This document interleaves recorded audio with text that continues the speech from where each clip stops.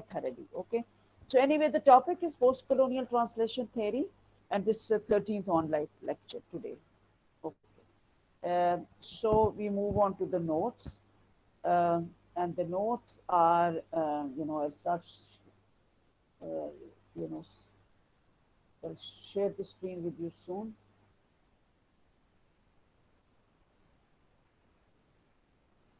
Okay so we will I think start with page 133 क्योंकि इसमें पहले कुछ पेजेस आपके पिछला टॉपिक का जो ट्रांसलेशन एंड जेंडर था उसके नोट्स भी डिटेल्ड किताब में से उसके हैंड आउट वहाँ पर हैं and we are going to move on translation okay okay just wait I somebody has to join I can just let that person in and you know okay so yes okay somebody wants to join so I'll start with this page it is Siemens. Remember that if we just revisit what we did in the last class, this was Siemens' work. Remember that her work in terms of understanding the importance of the cultural turn, and then she talks about, in particular, in the conclusion of her book, she insists on how contemporary feminist translation has made gender the site of a consciously transformative project. She talks about that how contemporary, present feminist translation issues have made it the gender, in terms of gender means obviously we refer to it that they're talking about the female gender, the site of a consciously transformative project and which reframes conditions of textual authority. And she summarizes this cultural studies as follows, and I'll quote, cultural studies brings to translation understanding of the complexities of gender and culture. It allows us to situate linguistic transfer within the political post-realities of today, post-structuralism, colonialism. So she's trying to place in cultural studies within that, then the understanding the complexities of what gender and culture is, and then she talks about the linguistic strategy. She talks about the multiple post-realities, and she talks about where to place where translation studies is moving on. And towards the end, she's also taking this concept towards the idea, towards the concept of colonialism or post-colonialism. Okay. So before I begin with I would just explain to you a little bit regarding the historical background to post-colonialism or post-colonial, or what colonialism or what was that era. This is historically a very, very prominent era. It was about 200 centuries, starting from about the middle of 18th or the end of 18th century towards 19th and 20th, middle of 20th. So around about for two centuries, this was an era in which the European powers, in particular Britain and other European powers like the Portuguese, the French, they all colonized different parts of the world, in particular Africa and other countries which were located in Southeast Asia, the Indian subcontinent. Even you move forward to Malaysia, then you move on to what is to Singapore and Indonesia, और यहाँ पर India Pakistan के साथ नेपाल है, श्रीलंका जिसको बोलते हैं. Then you move to Africa, how in Nigeria, in Algeria, Libya. These were all countries colonized by a different colony. Basically, these colonizing powers were from Europe. But in that, in prominently apart from England, which was considered a major, had a prominent role in the era of colonialism because of the is so much their area, because they conquered a vast area, or colonized is the right word, because they colonized the vast part of the world, countries lying in Southeast Asia and Africa. And that is why there was a saying in that time. It was said that the sun never sets on the British Empire. What it meant was that go wherever you go, in east or west or north or south in the globe, jahan bhi aap jaएं, that is a part of the geographically speaking a space, a country which is under British Empire. Okay, so this was the scenario for 200 centuries, and began. I said they began from the middle of 20th century, but middle of 18th century se shuru hoke middle of 20th century tak, about 200 centuries mein, these colonizing powers, as I said, Britain colonized our part of the world, the Indian subcontinent, and Africa as well. Similarly, Algeria ko France ne colonize kiya. Libya ko, there were other colonizing powers. Then you move on to Indonesia. Indonesia ko Portuguese ने colonize किया, and so on. So Hong Kong को Britain ने colonize किया, Singapore को Britain ने, Malaysia को. So all this, and Sri Lanka again Britain. So this was like, it was like a rat race, and that was the era. It was like these European powers, they entered into a mad race for conquering, for should I say colonizing is the right word, for colonizing different parts of the world. And what it meant when they actually physically moved to those countries, it was in terms of manipulating the resources of those countries, showing hegemony, control over those countries, of their economy, and so much so. And if you look at the Indian subcontinent, it was not simply the Britain moving to India. It was in terms of imposing their language, in terms of religion as well. Many people, changed the religion from Hinduism, or even Muslims. They changed. They became, Christians. They were though the was language. तो आपको पता है कि English language became the state language of the subcontinent. जहाँ के उससे पहले in the Mughal era, Persian was the state language of the subcontinent. Okay, so the way it was, see, this whole this 200 centuries or so, it's one age in which this hegemony, the control, immense power of the colonizing power of the colonized lands, और उनको कैसे manipulate किया. So with this colonialism के साथ ये दो terms आते हैं, colonized and colonizer. So colonized is the people who were colonized, like in Indian subcontinent, the Hindus and Muslims and the people, your forefathers and my forefathers were the colonized people जिनको colonize किया था. और colonizer थे the British colonizer who came here as rulers and colonized the subcontinent, and hegemony से उसको control किया, उसके resources को control किया. And once they did it, it was so much so, and all they did was under the name of saying that we have come here to civilize these people. Under this garb of civilizing, and then under this garb of their superior white race, there were so many factors actually involved in colonialism. Okay, they always thought that they belong there, they are belong to the white race, it is a superior race, and they are the ones who can colonize इनको blacks को या browns को जिनको ये colonize कर सकते हैं. Okay, so this was in terms ये उनका background था. So this was, this was the history as it is. Look, historically speaking, it was part of history. What our concern is that once the colonizers left these colonized lands and these regions, they got independence, like in the Indian subcontinent, the Muslim majority area came under Pakistan. And it was obviously, we have to pray and we have to thank our forefathers, Quaid-e-Azam Muhammad Ali Jinnah and Allama Iqbal, for their endeavors, for their efforts that we are in a free homeland. And similarly, Hindus got their land, Bharat, and so on, so, and even Nigeria got, it was colonized by Britain, wo bhi free ho gaye. So roundabout after the Second World War was over, most of these, the era of colonialism was over, and these colonizing powers moved back to their European homelands. But the impact they left on the local people was in terms of not only simply कि उनको plunder किया गया and उनके resources को plunder किया. तो and it is said that the way these lands were plundered, it was on because of these plundered wealth taken from these countries. These European countries, moved into the next phase of development, and they all entered the industrial age. So the industrial age, which the Britain and other European countries, जिन्होंने benefit किया from the resources which they plundered from the colonies, और वो खुद तो एक stage आगे, and they became colonized, the industrial age. But what they did was, the formerly colonized was उनको एक third world country, like a country which was they considered inferior, उनको उस हालत में छोड़ के they left to their own cozy homelands. Okay. Apart from geographical this situation, what happened in terms of literature was that the people, the minds, the creative minds, they rose up and they wanted to write about it, their aspect, that how they were colonized, and it was like for them, like they were answering back to the empire. So what were they? They were writing back to the empire. Empire means the British content, colonizers. That was writing back to them that, see what you have done with us, how you have manipulated, how you have marginalized us, how you have plundered our lands and all wealth to your countries and how you have left back as a mistake. So this was done through their writings.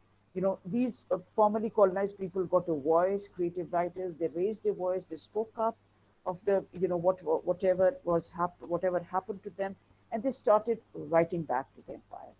So this was in terms of Seaman is talking about. Now I come to linking the historical background to what we are going to talk now. So Seaman links gender and cultural studies to the development in post-colonialism.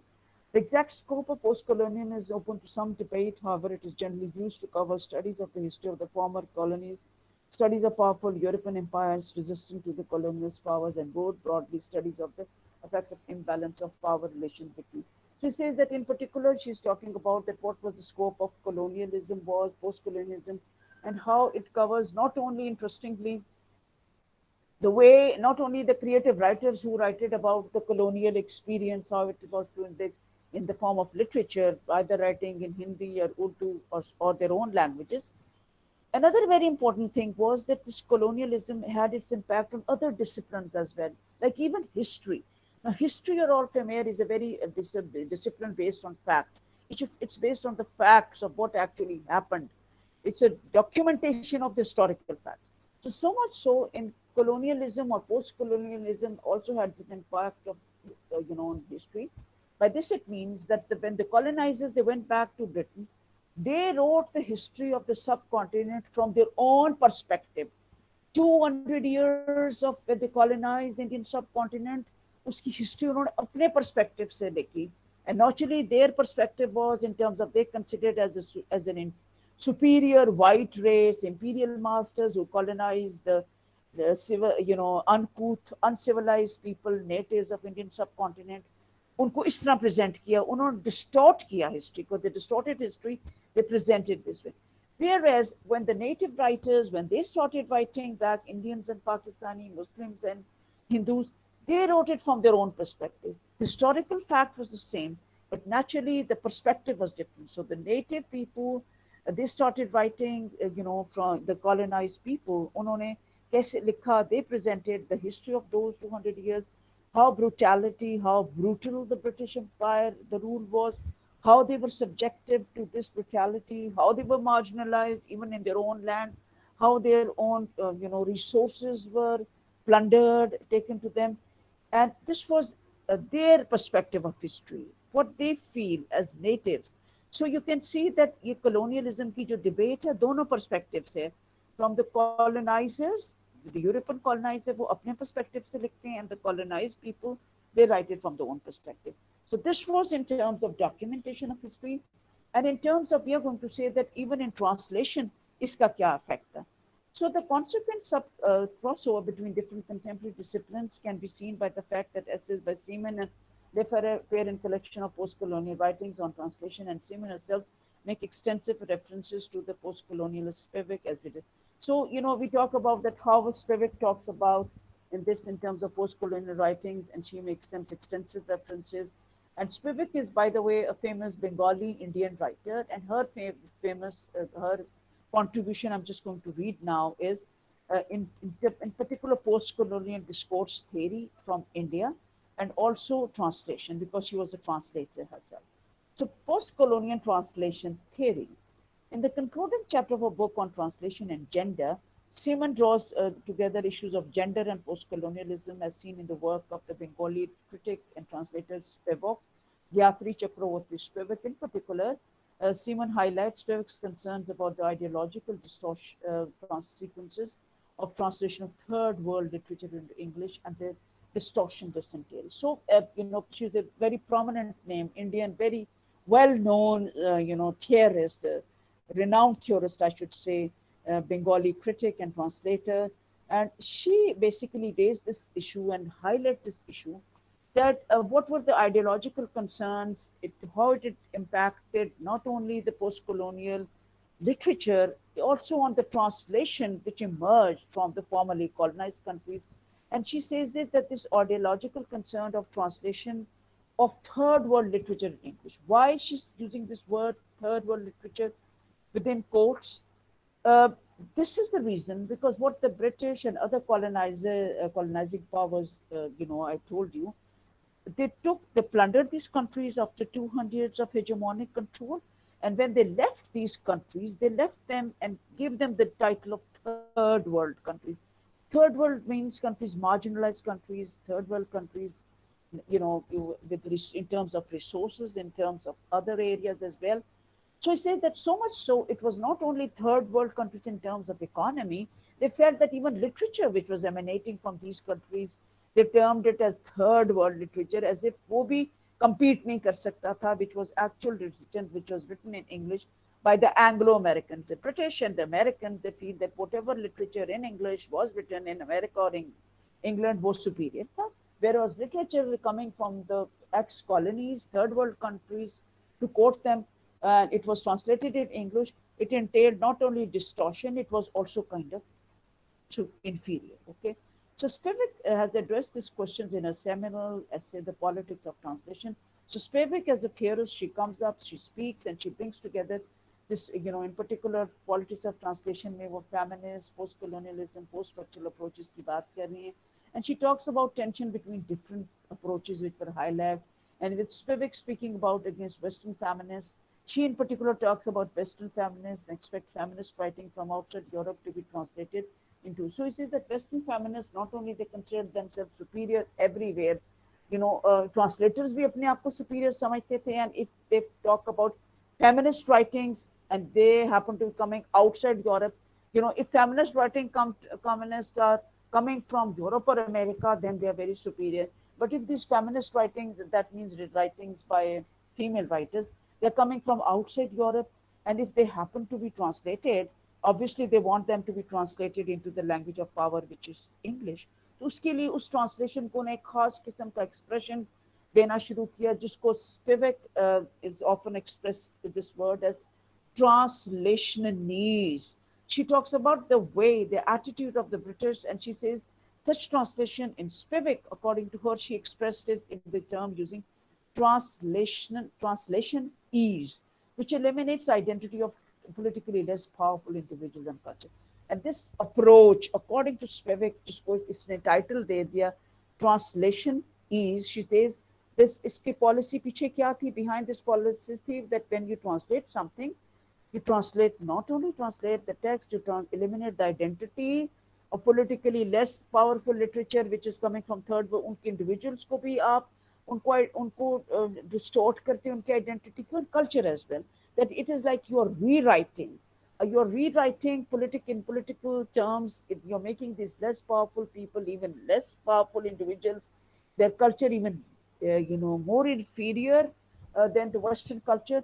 So that means कि ऐसा literature which was written by feminist writers coming up from the formerly colonized countries, if it was translated into English, तो उसको इस तरह present किया जाता है ऐसे, like under the caption of translation ease, कि जो वो identity भी उनकी distort कर दे of the people who are written, और उनके culture को भी उनको inferior करे या उसको change करके present करे. So in the act of wholesale translation into English, there can be betrayal of the democratic ideal into the law of the strongest. This happens when all the literature of the third world country gets translated into sort of with it translate, so that the literature by a woman in Palestine begins to resemble in the field of its prose something by a man Italian. She says that surprisingly, you'll say that how funny it is that when in this whole act of wholesale translation into English, जिसको आप translate करते हैं, it is like a betrayal. आप betray कर रहे हैं of a democratic ideal into the law of the strongest में.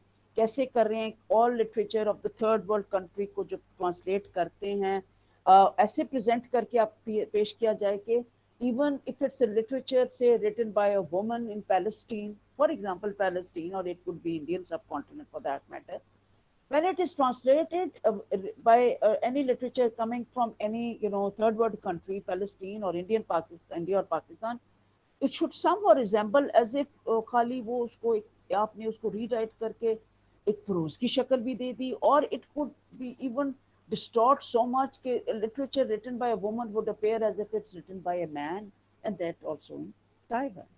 That means इतना उसने आपने culture को भी transform किया कि उसकी कोई distinct identity नहीं रही. A woman writing in Palestine, naturally she would be writing about women, the way the social setup, the society, the way they are presented women in Palestine, उनको आप उस कोई resemblance नहीं रही translation में, ऐसे लगेगा एक prose है, it's a neutral sort of a something, and even it would kind of hide the somebody wants to join the identity as well. You won't see that it is literature, it is something a female writer. You would say as if ये तो किसी आदमी को present किया, और ऐसा है as if it's a prose coming from a man in Taiwan. It's not written by a female from Palestine. So Spivak basically she is a Western feminist criticism, and she's publishing she's very critical of this, and she's a very biting critique on this, and she suggests that feminists from the hegemonic countries should show solidarity. As I said, that she's very critical in terms of, and she shows solidarity with women in post-colonial context by learning the language in which those women speak and write. So, as I said, that in particular, she shows, in particular, Spivak, when she gives a critique, जब उसको criticize करिए Western feminism को, and she says that they are so, it's a biting critique, उसकी अपनी भी biting critique, and she's very, condemning them, and she suggests that the feminists from all hegemonic, what are the hegemonic countries? Europe and America, who shows solidarity, or actually she says that at least women in these developed countries, Western countries, hegemonic countries, at least they should at least show some solidarity, some sympathy with women who are coming from post-colonial countries, post-colonial context. At least when their work is being translated into the language of power, say English language, at least Western feminist women should show some solidarity, should sympathy with post-colonial, and should present them in a language in which at least when these women who are writing in post-colonial countries, we should get the feeling as if they have got the voice to speak and write. कि उनको एक liberty दी गई है कि वो अपने issues को present कर सके, they can speak and write about their issues. So, she is basically critical that at least women writings, we expect from the women writers in the West कि उनको तो एक solidarity अपनी other female women writers from other parts of the country, उनके साथ एक superiority नहीं show करनी चाहिए. At least this solidarity and sympathy should be there. Okay.